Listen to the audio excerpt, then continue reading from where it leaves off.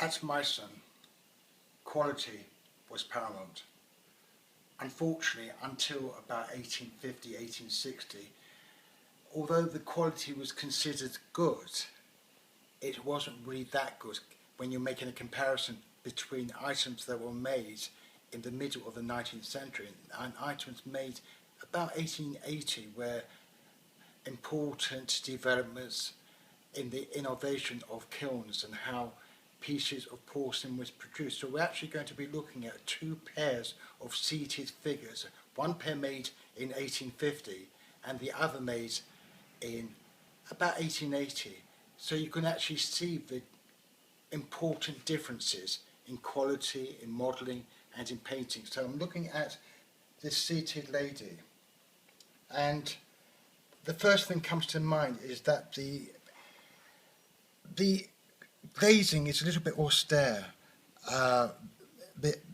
very, very pale, especially if you're looking at the face. There's not a lot of glaze on the actual porcelain itself. Even the cross-swords mark is a little bit blurry. So this is basically good examples of pieces that were made around about 1850 to 1860. Even looking at this, although it appears to have reasonable features on the face, reasonably good modelling, good colours, gilding, what happened towards the end of the 18th century was when they had to, under a lot of competition from other factories, really focus on modelling pieces of exceptional quality, where definition was so very important. If you look at her face, the colour of the face, the hairline, every individual part of the piece.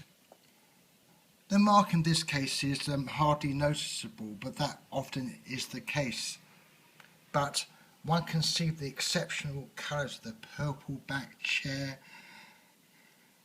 And the other very, very good feature about these two figures is that they are a pair. They would have been both painted by the same artist. Note the number next to the swords.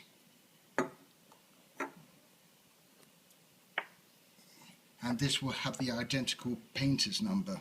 So very important to recognise that they were both painted by the same artist.